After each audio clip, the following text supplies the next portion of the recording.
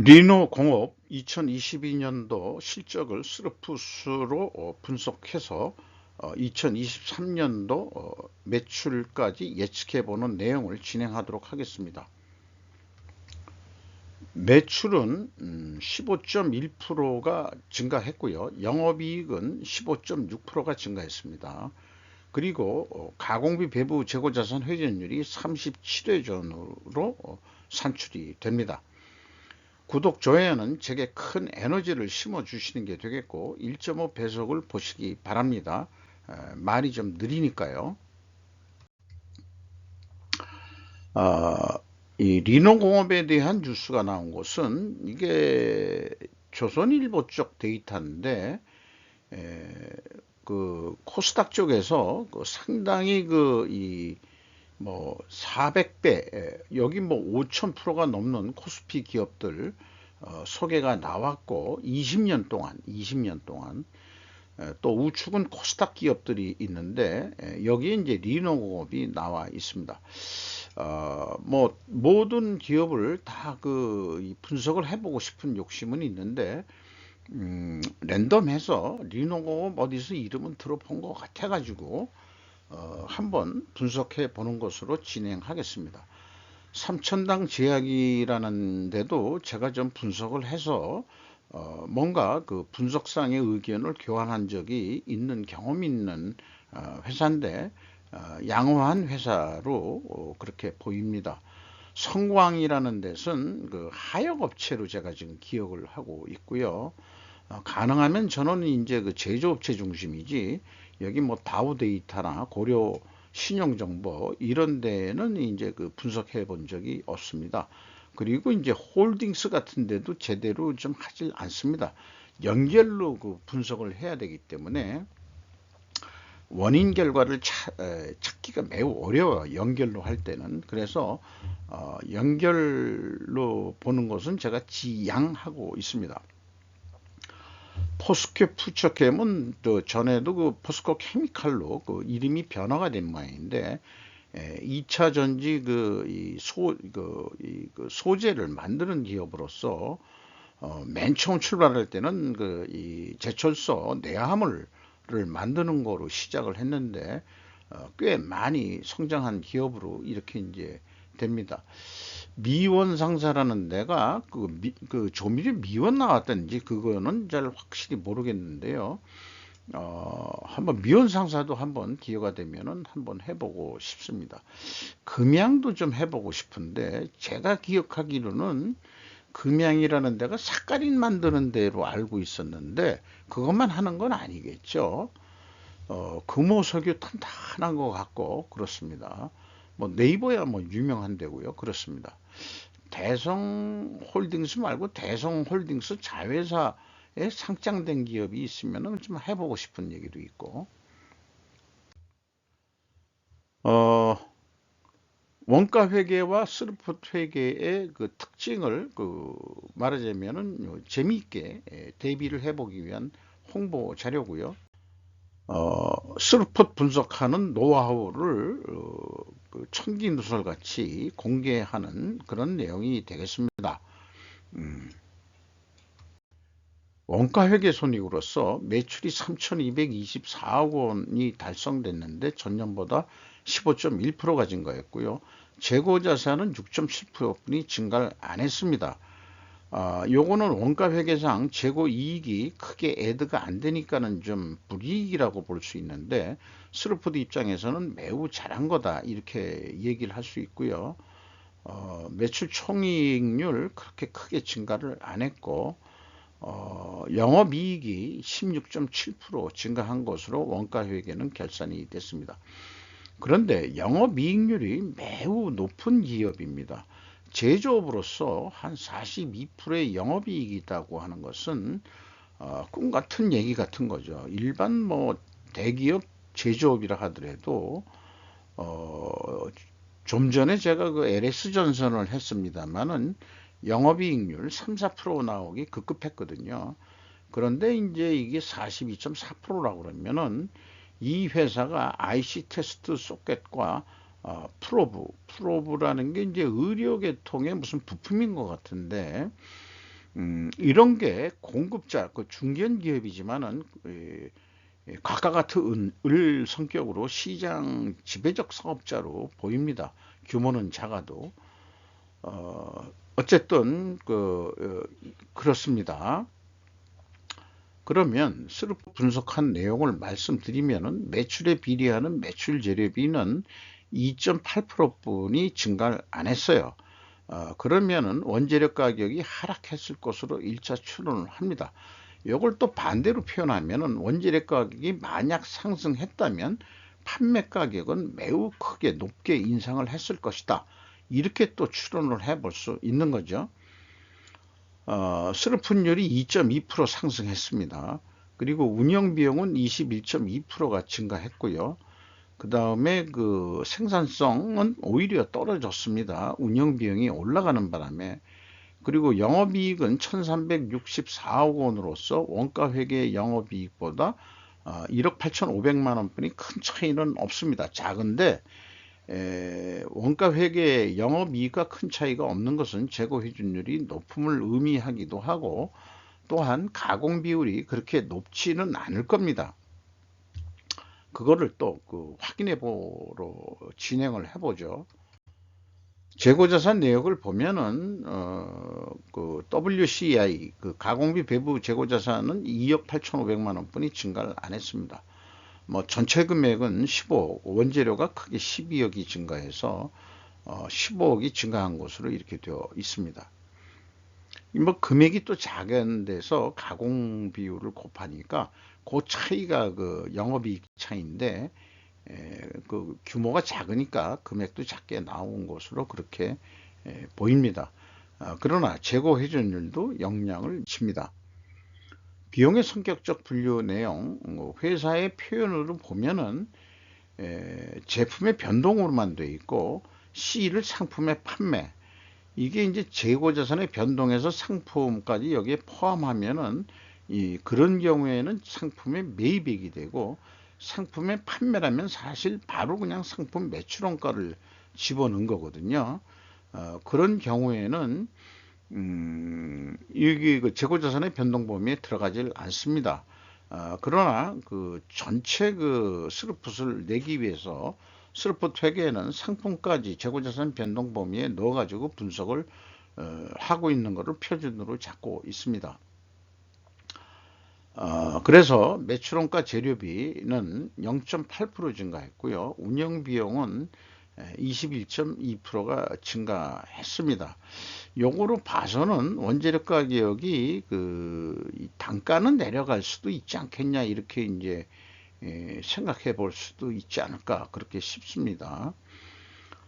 그런데 이 운영비용까지 내 가지고 여기에서 이 가공비를 도출해 내면은 금액상으로 20.2%가 증가했고요. 가공 비율이 65%나 되네요. 저는 낮다고 봤는데 재고자산의 변동액 자체가 작았던 거군요. 그래서 그 원가회계 영업이익하고의 차이가 나는 것이고, 총 제조비용에 대해서는 3.3%가 증가했습니다. 상승했습니다. 따라서 원재료 가격이 하락했다라고 2차 추론을 할 수 있겠습니다. 자, 그러면 우리는 원재료 가격이 내려갔다, 이렇게 이제 인식을 하고 계속 진행을 해 보면은 그 PQ 총 제조 비용의 차이가 있어요. 이렇게 그 상품이 아까 제외됐기 때문에 상품의 증가매액을 가감하면은 일치할 거로 믿었는데, 상품의 증가매액을 가감해 주면은 2022년도는 400만 원 차이뿐이 안 나는데 전년도 5억 6,800만 원이나 차이가 나고 2020년도에는 2,500만 원 차이가 납니다. 따라서 그 재고자산 매출원가 회계 투명성은 2단계에서 확신할 수 없다. 그리고 좀 틀렸다, 솔직히. 이렇게 말씀드릴 수 있고, 현금 흐름표 기준으로는 전체 재고자산의 증가액은 일치를 합니다. 운영비용은 인건비하고 뭐 두 가지만 뽑았어요. 인건비가 774억 원으로서 전년보다 28.4% 증가했는데, 직원 수가 642명으로서 47명이나 증원을 시켰습니다. 595명에서 47%면은 10%대 이하지만은 한 8% 정도 산출되지 않을까 이렇게 생각이 되네요. 그런데 인당 평균 임금이 2년 연속 거의 20%대로 임금 인상을 시켜주고 있습니다. 돈을 잘 버니까 임금 인상도 여유롭게 해주고 있고, 중견 기업인 것 같지만은 임금 수준은 대기업 수준으로 높게 주고 있는 거가 있습니다. 이런 짭짤한 기업에 사람들은 취직을 하고 싶겠죠. 경영평가지표로서 자꾸 목이 매네요. 말한다는 게. 자, 재고 회전율은 전년보다 조금 상승했습니다. 그리고 수르푼율도 상승했습니다. 이렇게 동일 방향으로 상승을 하면은 투명하게 가정을 합니다. 가정이란 것은 항상 입증을 해야 되니까 원재료 가격 하락과 판매 가격 상승으로 입증해야 된다. 요게 이제 입증 추론이 되겠어요. 그런데 이제 1, 2차 손익계산서하고 비성분에서도 원재료 가격이 내려간 것 같다라고 했는데, 그거하고도 입증 추론이 동일 추론이 나오죠. 그러면은 아마 정상적인 재고자산 회계 투명성이 어느 정도 투명성은 있겠다. 물론 아까 2단계에서 갭이 있습니다만은 전반적으로는 그 범위 내에는 들어갈 수 있지 않겠냐. 투명성 범위 내에 깔끔하진 않지만, 그래서 이런 얘기를 해보고 싶어요. 재고 회전율이 연간 52회전 한다면 일주일에 한 번 회전하거든요. 이 수준이면은 과연 원가 회계가 의미가 있는지 의문이다. 왜 그러냐면은 월차 결산이란 게 재고자산 평가하고 뭐 어쩌고저쩌고 해서 뭐 기초재고에서 더해가지고 뭐 매출원가를 뽑아내는데, 일주일에 1회전 한다고 그러면은 그거 뭐 일주일에 한 번씩 그러면은 마감할 거냐? 전산화가 돼서 일일 재무제표가 나올 수 있느냐? 그거 절대 원가회계는 그럴 수 없습니다. 왜 그러냐? 제가 재고를 조직에 있을 때 재고 관리를 해봤기 때문에 최하 할 수 있는 것은 한 달에 한 번 마감해가지고 전산화 하더라도 일주일마다 마감을 해라. 그거 쉽지 않습니다. 전산화 했다 그래도 뭐 쉽지 않습니다. 이거 처리하는 거 지연될 수 있고요. 그럼 현실하고 장부하고 떨어질 수도 있고, 그래가지고 월차 견살도 빨리 내라고 해서 대부분 다들 고민하는 게 실물하고 장부하고 틀릴 수 있는 게, 이 마감 일자를 갖다가 전산화 해더라도 어떤 경우에는 땡겨가지고 마감을 하는 경우가 있습니다. 그래서 실질적으로는 이달에 납품이 됐는데 원자재가 실물은 들어왔는데 상대방 보고서 세금계산서를 다음 달 말하자면 1일자로 좀 해와라. 그런데 물건은 이달에 갖다 주고, 요게 이제 갑질하는 경우가 또 있어요. 그 대신에 이제 월차 결산 빨리 한다고. 이것도 뭐 옛날 얘기니까 지금은 전산화가 잘 돼서 그런 일이 없다고 좀 봐야 될려는지도 모르겠죠. 지난 과거의 기억만 가지고 얘기하는 것도 좀 당연히 안 어울릴 거고 하지만은 뭐 약간 말이 사이드로 빠졌습니다.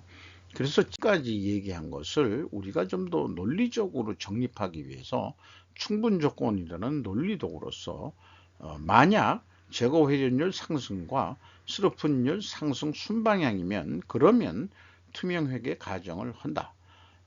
투명한 것도 입증을 해야 되는데 원재료 가격 하락과 판매 가격 상승 데이터가 확인되기 때문이다.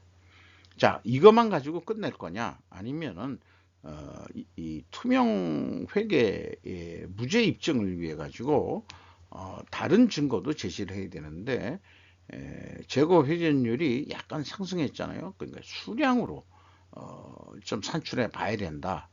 이렇게 되는데, 이 뭐 회사가 설명한 것은 제품 가지 수가 무려 25,000여 가지나 된대요.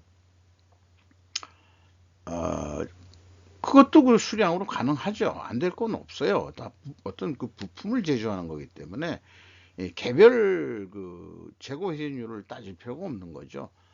전체 수량 가지고 얘기를 하면은 충분히 수량으로 뽑을 수 있을 겁니다.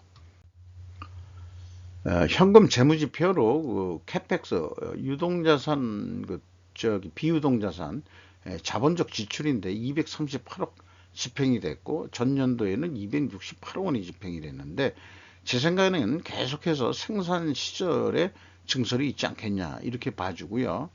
종속기업은 없습니다. 그 다음에 EAT 세후 현금 순이익은 1666억 원으로서 전년보다 조금 올라갔죠. 34.7%에서 33.8%로. 이자 부채가 없는데 이자 처리한 게 한 700만 원 있습니다. 아마 그 리스 쪽인가 뭐 이렇게 된 거를 이자 처리한 것 같아요. 그리고 주주잉여 현금 흐름은 이것은 이익 배당이 되겠는데 매우 이익 배당률이 높습니다. 7.7%. 이렇게 높은 배당을 주면서도 밑에 이 회사 이익 잉여금률은 무려 3,647%나 됩니다.